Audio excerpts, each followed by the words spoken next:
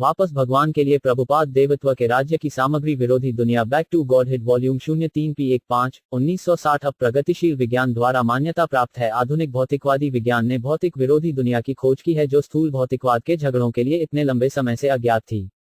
Times of India में dt 27.1059 Stockholm 26.1059 को एक समाचार सेवा इस प्रकार प्रकाशित हुई। 2 अमेरिकी परमाणु वैज्ञानिकों को आज एंटीप्रोटॉन की खोज के लिए 1959 के नोबेल भौतिकी पुरस्कार से सम्मानित किया गया, यह साबित करते हुए कि पदार्थ कण और विरोधी कणों के रूप में 2 रूपों में मौजूद है। वे इटली में जन्मे डॉक्टर एमिलियो सेग्रे 69 और डॉक्टर ओवन चेम्बरलेन हैं, जिनका जन्म सैन फ्रांसिस्को में हुआ है। नए सिद्धांत की मूलभूत मान्यताओं में से एक के अनुसार एक और दुनिया या एंटी मैटर से बना एक एंटीवर्ल्ड मौजूद हो सकता है। इस विरोधी भौतिक दुनिया में परमाणु और उपपरमाणु कण शामिल होंगे जो उस दुनिया के विपरीत कक्षाओं में घूमते हैं जिन्हें हम जानते हैं। यदि ये दोनों संसार कभी टकराते हैं तो वे दोनों एक ही झटके में नष्ट हो जाएंगे। आधुनिक वैज्ञानिकों के इस कथन में निम्नलिखित बातें स्वीकार की जाती हैं। एक पदार्थ विरोधी परमाणु या कण होता है जो पदार्थ के दूसरे रूप में होता है, लेकिन यह भौतिक परमाणुओं की प्राचीनताओं से बना होता है। 2 इस भौतिक जगत के अलावा एक और पदार्थ विरोधी दुनिया है जिसका हमें कुछ हद तक अनुभव है। 3 ये 2 अलग अलग दुनिया एक निश्चित अवधि में टकरा सकती हैं जो दोनों दुनियाओं के विनाश को ला सकती हैं। इन 3 मदों में से हम आस्तिक विज्ञान के छात्र आइटम नंबर 1 और 2 से सहमत हैं, लेकिन हम 3 आइटम से सहमत नहीं हो सकते हैं क्योंकि यह गठित पदार्थ विनाश के अधीन है लेकिन पदार्थ विरोधी है जो सभी प्रकार के भौतिक लक्षणों से मुक्त है, वह भी अपने अस्तित्व की प्रकृति से नष्ट होने से मुक्त होना चाहिए। यदि पदार्थ विनाशकारी या वियोज्य है तो विरोधी पदार्थ अविनाशी और अविभाज्य होना चाहिए। हम उपरोक्त 3 बिंदुओं पर प्रामाणिक शास्त्र दृष्टि के दृष्टिकोण से चर्चा करने का प्रयास करेंगे। दुनिया का सबसे प्रामाणिक और मान्यता प्राप्त ग्रंथ वेद है। वेदों को बाद में 4 साम, यजु, ऋक और अथर्व में विभाजित किया गया है। वेदों के कठिन विषय सामान्य समझ के लिए बहुत कठोर हैं और गंभीर विषय वस्तु को अधिक आसानी से समझने योग्य बनाने के लिए महाभारत और 18 पुराणों के इतिहास में उपर्युक्त 4 वेदों की फिर से व्याख्या की गई है। रामायण ऐतिहासिक महाकाव्य है लेकिन इसमें वेदों की सभी आवश्यक जानकारी है। इसलिए चारों वेद, मूल रामायण, महाभारत, पुराण आदि सभी वैदिक साहित्य हैं। उपनिषद 4 वेदों के अंग हैं और वेदांत सूत्र वेदों की मलाई है। और इन सभी वैदिक साहित्य को सारांशित करने के लिए भागवत गीता को सभी उपनिषदों की क्रीम और वेदांत सूत्रों की प्रवेश व्याख्या के रूप में स्वीकार किया जाता है। निष्कर्ष यह है कि केवल भगवत गीता से ही आप वेदों के सभी पाठ प्राप्त कर सकते हैं, जैसा कि भगवान श्री कृष्ण ने कहा है, जो कि इस भौतिक दुनिया में अवतरण विरोधी दुनिया से श्रेष्ठ की पूरी जानकारी देने के लिए हैं। पदार्थ का रूप। भगवान के व्यक्तित्व की ऊर्जा के श्रेष्ठ रूप को भगवत गीता में परा प्रकृति के रूप में वर्णित किया गया है। वैज्ञानिकों ने पता लगाया है कि पदार्थ के 2 रूप होते हैं, लेकिन एक ही बात को भगवत गीता में ऊर्जा के 2 रूपों के रूप में अधिक सटीक रूप से वर्णित किया गया है। पदार्थ एक ऊर्जा है जो भौतिक संसार का निर्माण करती है और वही ऊर्जा अपने श्रेष्ठ रूप में भौतिक विरोधी दुनिया का निर्माण करती है। जीव भी श्रेष्ठ ऊर्जा समूह से संबंधित हैं। अवर ऊर्जा या भौतिक ऊर्जा को अपरा प्रकृति कहा जाता है। इसलिए भगवत गीता में रचनात्मक ऊर्जा 2 रूपों में प्रस्तुत की गई है, अर्थात अपरा और परा प्रकृति। पदार्थ में ही कोई रचनात्मक शक्ति नहीं है। जब इसे जीवित ऊर्जा द्वारा हेरफेर किया जाता है तो भौतिक चीजें उत्पन्न होती हैं। इसलिए पदार्थ अपने कच्चे रूप में सर्वोच्च सत्ता की गुप्त ऊर्जा है। जब भी हम ऊर्जा के बारे में सोचते हैं तो स्वाभाविक है कि हम ऊर्जा के स्रोत के बारे में सोचते हैं। उदाहरण के लिए हम विद्युत ऊर्जा के बारे में सोच सकते हैं, लेकिन इसके साथ साथ हम विद्युत ऊर्जा घर के बारे में भी सोचते हैं जहां विद्युत ऊर्जा उत्पन्न होती है। इसलिए ऊर्जा आत्मनिर्भर नहीं है, लेकिन यह एक श्रेष्ठ जीवित प्राणी के नियंत्रण में है जो ऊर्जा को नियंत्रित करता है। अग्नि 2 अन्य ऊर्जाओं अर्थात प्रकाश और ऊष्मा का स्रोत है। अग्नि के बिना प्रकाश और ऊष्मा का कोई स्वतंत्र अस्तित्व नहीं है। इसी प्रकार ऊर्जा के 2 रूप अर्थात अवर और श्रेष्ठ ऊर्जाएं एक तीसरे स्रोत से प्राप्त होती हैं, इसे किसी भी नाम से पुकारें। लेकिन ऊर्जा का वह स्रोत हर चीज की पूरी समझ वाला एक जीवित प्राणी होना चाहिए। वह सर्वोच्च जीवित प्राणी भगवान श्री कृष्ण का व्यक्तित्व या सर्वाकर्षक जीवित प्राणी है। वेदों में सर्वोच्च जीवित प्राणी या पूर्ण सत्य को भगवान या पूर्ण जीवित प्राणी कहा जाता है जो सभी प्रकार की ऊर्जाओं का स्रोत है। वैज्ञानिकों द्वारा ऊर्जा के 2 रूपों की खोज प्रगतिशील विज्ञान का अंत नहीं है, लेकिन उन्हें अभी भी इस मामले में और आगे जाना है और इस प्रकार 2 कणों या परमाणुओं के स्रोत की खोज करना है, अर्थात भौतिक और विरोधी सामग्री। आप पदार्थ विरोधी कणों की व्याख्या कैसे करते हैं? हमें भौतिक कणों या परमाणुओं का अनुभव है, लेकिन हमें पदार्थ विरोधी परमाणुओं का कोई अनुभव नहीं है। परंतु भगवत गीता में अभौतिक कणों का विशद वर्णन इस प्रकार है। यह विरोधी सामग्री कण भौतिक शरीर के भीतर है और क्योंकि यह भौतिक शरीर के भीतर है, भौतिक शरीर उत्तरोत्तर बचपन से लड़कपन में, लड़कपन से युवावस्था में और यौवन से वृद्धावस्था में बदल रहा है, जिसके बाद एंटी मैटीरियल कण अक्रियाशील पुराने शरीर को छोड़ देता है और दूसरा भौतिक शरीर धारण कर लेता है। एक जीवित शरीर का यह विवरण वैज्ञानिक खोज की पुष्टि करता है कि पदार्थ दो रूपों में मौजूद है।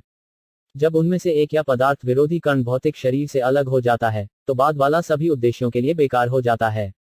जैसे विरोधी सामग्री कण निस्संदेह भौतिक ऊर्जा की तुलना में बेहतर ऊर्जा है, इसलिए किसी को भी भौतिक ऊर्जा के नुकसान के लिए शोक नहीं करना चाहिए। अच्छा या अस्वस्थ महसूस करने की श्रेणियों में इंद्रिय बोध की सभी किस्में भौतिक ऊर्जा की परस्पर क्रिया हैं, जो मौसमी परिवर्तनों की तरह आती और जाती हैं। जैसे वे भौतिक अंतःक्रियाओं का अस्थायी रूप से प्रकट होना और गायब होना है।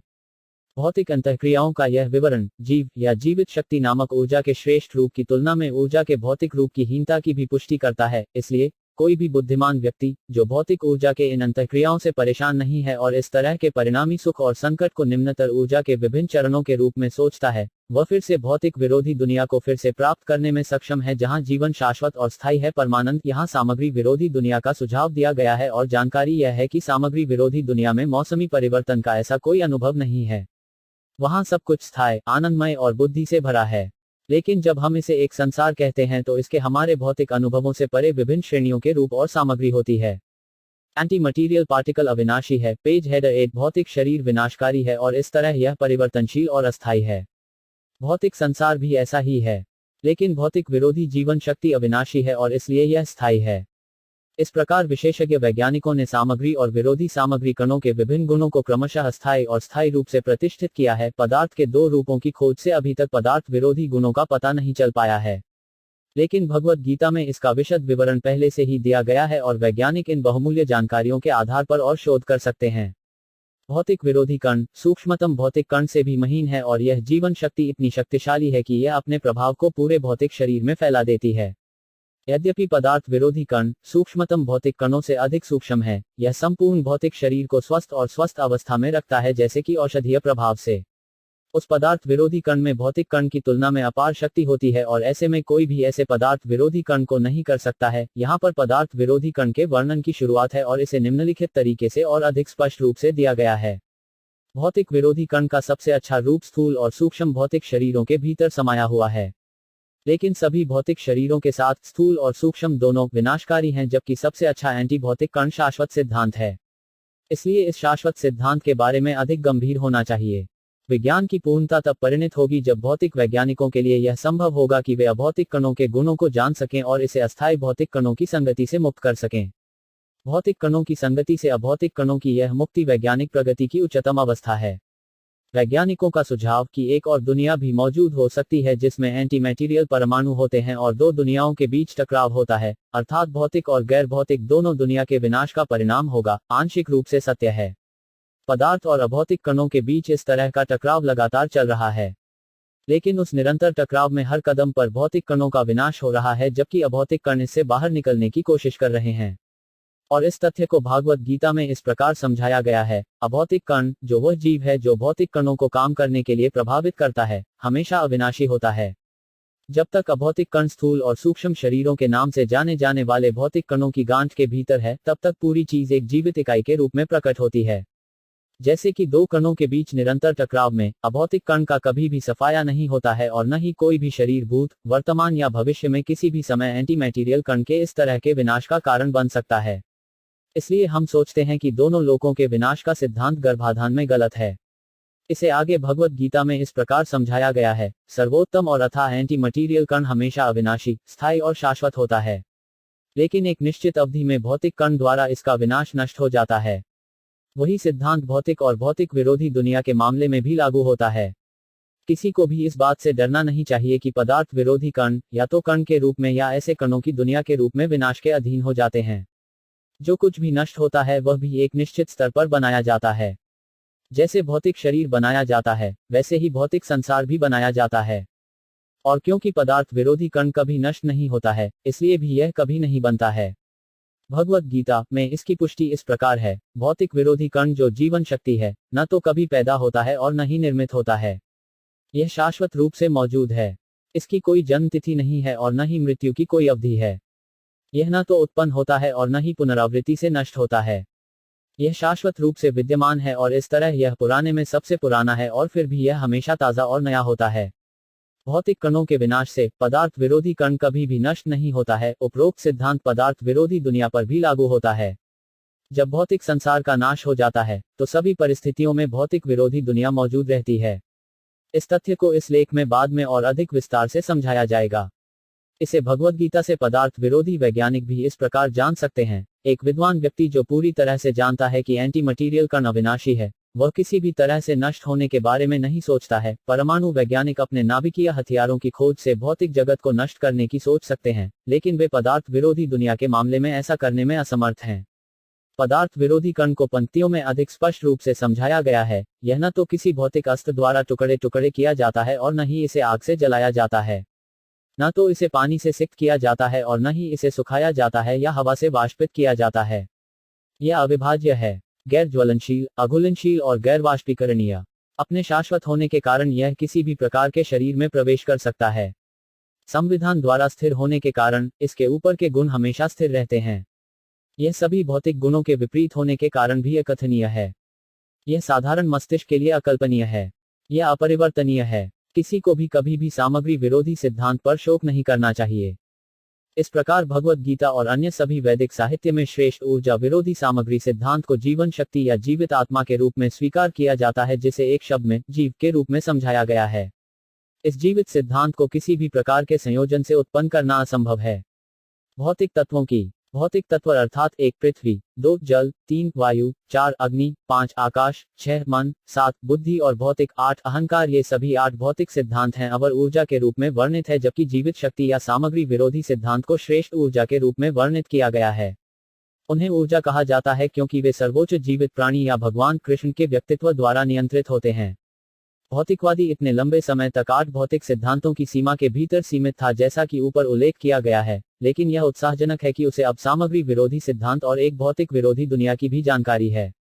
हमें उम्मीद है कि समय की प्रगति के साथ ऐसे भौतिकवादी भौतिक विरोधी दुनिया के मूल्य का अनुमान लगाने में सक्षम होंगे, जहां भौतिक सिद्धांतों के किसी भी निशान के बिना सब कुछ सामग्री विरोधी है। पदार्थ विरोधी शब्द ही बताता है कि सिद्धांत सभी भौतिक गुणों से बिल्कुल अलग है। मानसिक सट्टेबाजों 2 समूहों में इस सामग्री विरोधी सिद्धांत को 2 अलग अलग रूपात्मक निष्कर्षों में महसूस करते हैं। उनमें से एक स्थूल भौतिकवादी भौतिक विरोधी सिद्धांत को स्वीकार करने से इनकार करते हैं, या वे केवल एक निश्चित चरण में भौतिक संयोजन के विघटन को स्वीकार करते हैं। दूसरा अपनी 24 श्रेणियों के साथ भौतिक सिद्धांत के बिल्कुल विपरीत सामग्री विरोधी सिद्धांत को स्वीकार करता है। दूसरे सट्टेबाज को सांख्य या सट्टेबाज के रूप में जाना जाता है, जो सूक्ष्म विश्लेषण और संश्लेषण के साथ भौतिक सिद्धांतों की जांच करता है। और इस तरह के निष्कर्ष के अंत में ऐसे सांख्यवादी केवल एक पालौकिक सिद्धांत या सामग्री विरोधी सिद्धांत को स्वीकार करते हैं। लेकिन उपरोक्त दोनों मानसिक सट्टेबाजों के लिए कठिनाई यह है कि वे सुपीरियर से सूचना के किसी भी स्रोत के बिना निम्न ऊर्जा की मदद से अनुमान लगाते हैं। इसलिए यह आवश्यक है कि व्यक्ति को श्रेष्ठ ऊर्जा के स्तर तक उठना चाहिए और उस पालौकिक स्थिति से ही कोई भौतिक विरोधी सिद्धांत की वास्तविक स्थिति का एहसास कर सकता है। भौतिक जगत के मंच से कोई भी भौतिक विरोधी दुनिया की वास्तविक स्थिति का अनुमान नहीं लगा सकता है। लेकिन परम भगवान, जो भौतिक और भौतिक विरोधी दोनों ऊर्जाओं के नियंत्रक हैं, उनकी अकारण दया से अवतरित होते हैं और हमें भौतिक विरोधी दुनिया की पूरी जानकारी देते हैं, और इस प्रकार हम जान सकते हैं कि भौतिक विरोधी दुनिया क्या है। सर्वोच्च भगवान और जीव दोनों एक ही भौतिक विरोधी गुण के हैं। इस प्रकार हम जीवों के विस्तृत अध्ययन द्वारा सर्वोच्च भगवान का विचार कर सकते हैं। प्रत्येक जीव एक व्यक्तिगत व्यक्ति है, इसलिए सर्वोच्च जीवित प्राणी भी सर्वोच्च व्यक्ति होना चाहिए। वैदिक साहित्य में सर्वोच्च व्यक्ति को कृष्ण के रूप में बहुत ही सही दावा किया गया है। सर्वोच्च भगवान के कृष्ण का यह नाम सर्वोच्च क्रम का एकमात्र समझदार नाम है। चूंकि वे भौतिक और अभौतिक दोनों ऊर्जाओं के नियंत्रक हैं, कृष्ण शब्द ही यह दर्शाता है कि वे सर्वोच्च नियंत्रक हैं।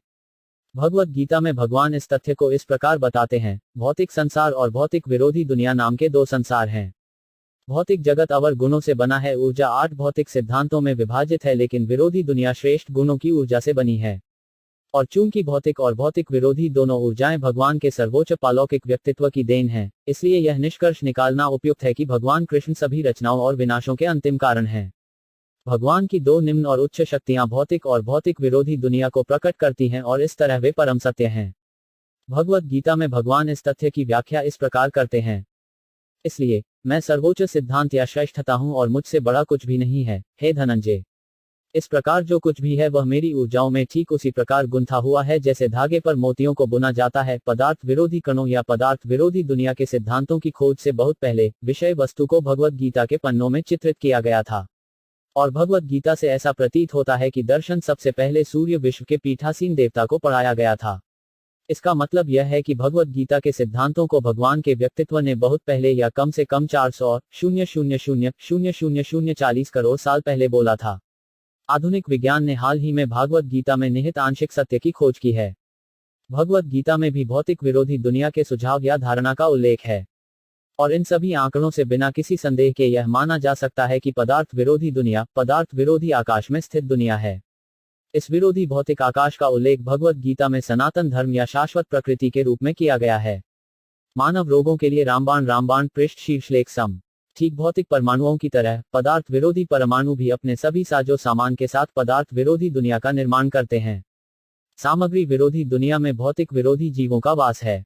जीव का अर्थ है पदार्थ विरोधी परमाणु, और जैसे पदार्थ विरोधी दुनिया में अक्रिय पदार्थ जैसा कुछ भी नहीं है। हर चीज में एक जीवित सिद्धांत है, और भौतिक विरोधी दुनिया के उस क्षेत्र में सर्वोच्च व्यक्तित्व स्वयं भगवान है। भौतिक विरोधी दुनिया के निवासी वहां शाश्वत जीवन, शाश्वत ज्ञान और शाश्वत आनंद के साथ भगवान के व्यक्तित्व के साथ निवास करते हैं। भौतिक जगत में सबसे ऊपर के ग्रह को सत्यलोक या ब्रह्मलोक कहा जाता है। ग्रहों के इन समूहों में उच्चतम प्रतिभा वाले जीव रहते हैं। ब्रह्मलोक के पीठासीन देवता को ब्रह्मा कहा जाता है, जो इस भौतिक संसार में निर्मित होने वाला पहला प्राणी है।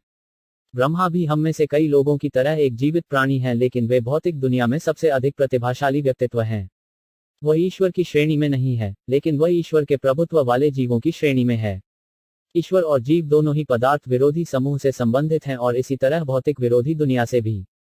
इसलिए वैज्ञानिक को भौतिक विरोधी दुनिया के संविधान में शोध कार्य करने में अच्छा लगेगा कि यह कैसे प्रशासित होता है, कि वहां चीजें कैसे आकार लेती हैं, वहां प्रमुख व्यक्तित्व कौन है आदि। वैदिक साहित्य में विशेष रूप से श्रीमद् भागवतम में इन विषयों पर विस्तार से विचार किया गया है, और भागवत गीता भागवतम का प्रारंभिक अध्ययन है। ज्ञान की इन दो महत्वपूर्ण पुस्तकों का वैज्ञानिक जगत के सभी पुरुषों द्वारा गहन अध्ययन किया जाना चाहिए। वे उन्हें वैज्ञानिक खोजों के मामले में आगे बढ़ने के लिए कई सुराग देंगे। पुरुषों के दो वर्ग हैं, अर्थात पालौकिक और भौतिकवादी। ट्रांसेंडेंटलिस्ट वैदिक साहित्य जैसे आधिकारिक शास्त्रों से ज्ञान इकट्ठा करता है। वैदिक साहित्य आधिकारिक स्रोतों से प्राप्त होते हैं, जो पालौकिक अनुशासनिक क्रम में होते हैं। भगवत गीता में भी इस अनुशासनिक उत्तराधिकार रेखा का उल्लेख किया गया है। वहां कहा जाता है कि सैकड़ों करोड़ साल पहले भगवत गीता के सिद्धांतों को सूर्य विश्व के पीठासीन देवता से बोला गया था, जिन्होंने अपने पुत्र मनु को ज्ञान दिया, जिनसे मनुष्य की वर्तमान पीढ़ी नीचे आई है। मनु ने फिर से अपने पुत्र को दिव्य ज्ञान प्रदान किया, जिसे राजा इक्ष्वाकु के नाम से जाना जाता है, जो उस राजवंश के पूर्वज हैं जिसमें भगवान श्री राम प्रकट हुए थे। शिष्य उत्तराधिकार की यह लंबी श्रृंखला भगवान श्री कृष्ण के आगमन काल 5000 साल पहले के दौरान टूट गई थी, और इस प्रकार इस युग में भगवान के पहले शिष्य अर्जुन के साथ शिष्य उत्तराधिकार की उसी श्रृंखला को फिर से बहाल किया गया था। अतएव इस युग के पालौकिकवादी अर्जुन के शिष्य उत्तराधिकार से ज्ञान एकत्र करते हैं, ताकि भौतिकवादी शोध कार्य के मामले में खुद को परेशान किए बिना ऐसे पालौकिकवादी मामलों और विरोधी मामलों के सत्य को सबसे सही तरीके से प्राप्त कर सकें और समय और परेशानियों को बचा सकें। सकल भौतिकवादी स्थूल भौतिकवादी जो भगवान के व्यक्तित्व के शब्दों में विश्वास नहीं करते हैं, वे दुर्भाग्यपूर्ण प्राणी हैं। वे निस्संदेह बहुत प्रतिभाशाली, शिक्षित और एक निश्चित सीमा तक ज्ञान में उन्नत हैं, लेकिन साथ ही वे भौतिक अभिव्यक्ति के प्रभाव से बिना किसी ज्ञान के विरोधी सामग्री क्षेत्राधिकार में भ्रमित हैं।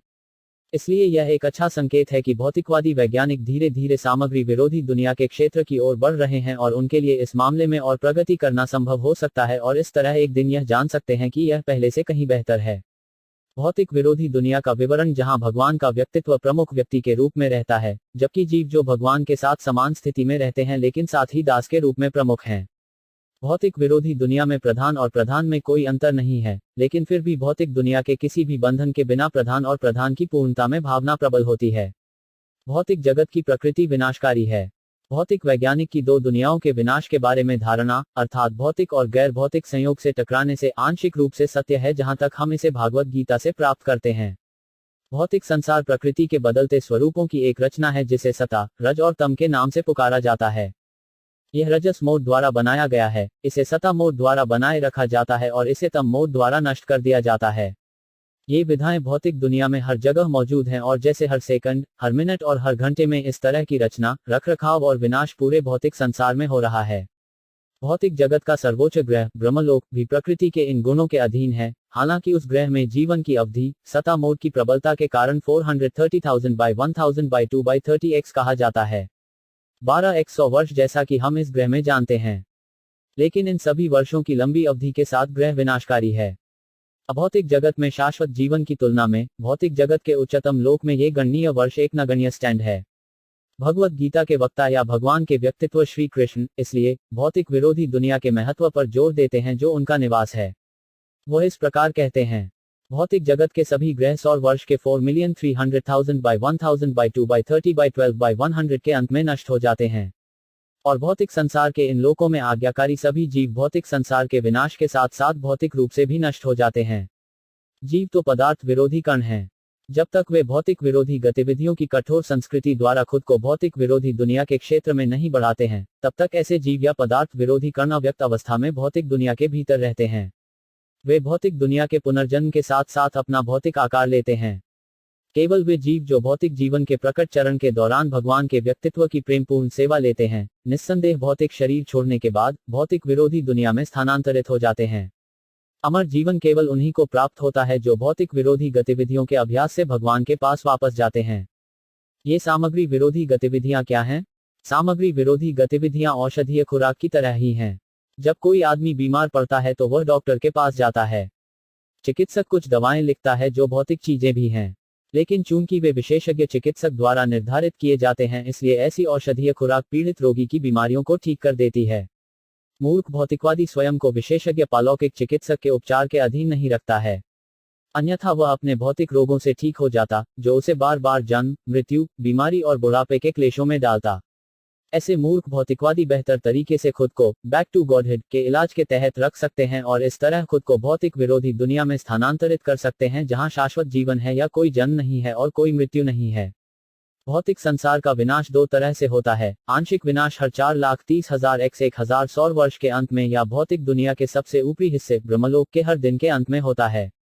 आंशिक विनाश के उस समय के दौरान भौतिक दुनिया के शीर्षतम ग्रहों का विनाश नहीं होता है, लेकिन सौर वर्ष के प्रत्येक 4,300,000 by 1000 by 2 by 30 by 12 by 100 के अंत में पूरे ब्रह्मांडीय अभिव्यक्ति को बंद कर दिया जाता है और विरोधी के साथ विलय कर दिया जाता है।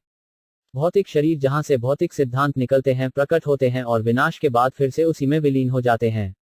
और भौतिक विरोधी दुनिया, जो इस भौतिक आकाश से बहुत दूर है, किसी भी समय भौतिक दुनिया को अवशोषित नहीं करती है। हो सकता है कि वैज्ञानिक के सुझाव के अनुसार भौतिक और भौतिक विरोधी दुनिया के बीच टकराव हो और इस संघर्ष के परिणामस्वरूप भौतिक दुनिया का विनाश हो, लेकिन जहां तक विरोधी दुनिया का संबंध है, कोई नहीं है सभी भौतिक संसारों का सर्वनाश होने पर भी सर्वनाश। यह शाश्वत रूप से विद्यमान भौतिक विरोधी संसार भौतिक वैज्ञानिक के लिए अव्यक्त है। उसके पास भौतिक संसार के तौर तरीकों के विपरीत इसके अस्तित्व की जानकारी हो सकती है। सामग्री विरोधी दुनिया का पूरा विवरण मुक्त सत्ता के अचूक स्रोतों से ही जाना जा सकता है, जिन्होंने सामग्री विरोधी सिद्धांत के संविधान को पूरी तरह से महसूस किया है। इसलिए भौतिक विरोधी दुनिया की यह जानकारी भगवान के व्यक्तित्व के एक विनम्र शिष्य द्वारा श्रव्य स्वागत द्वारा प्राप्त की जाती है। वेद या वैदिक ज्ञान इस प्रकार ब्रह्मा के हृदय में प्रदान किया गया था, जो सृजित भौतिक संसार में पहले जीवित प्राणी थे, और ब्रह्मा ने नारद को इस पालौकिक ज्ञान की शिक्षा दी थी।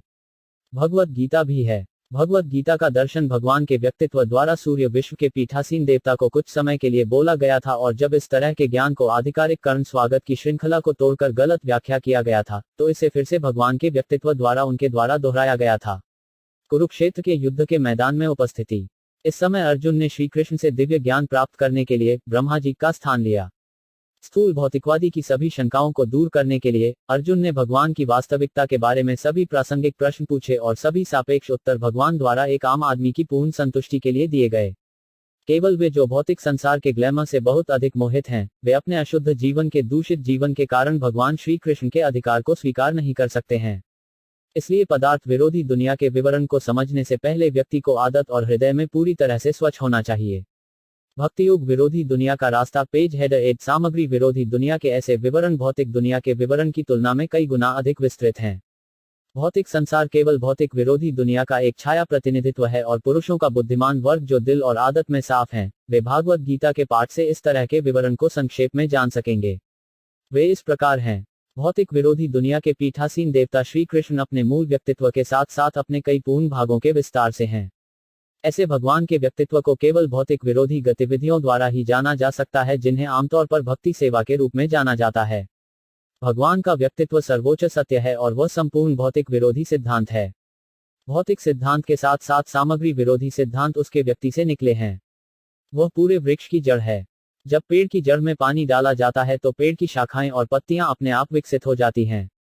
और उसी तरह जब भगवान के व्यक्तित्व श्री कृष्ण की पूजा की जाती है, भौतिकवादी तरीके से श्रम किए बिना भक्त के दिल में भौतिक दुनिया के सभी विवरण प्रबुद्ध होते हैं।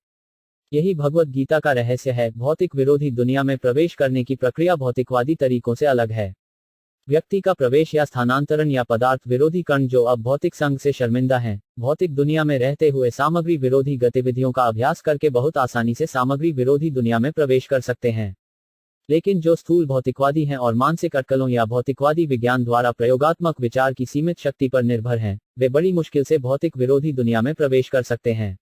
भौतिक विरोधी दुनिया में स्थूल भौतिकवादी के दृष्टिकोण के साधन ढके हुए प्रयासों से आच्छादित हैं।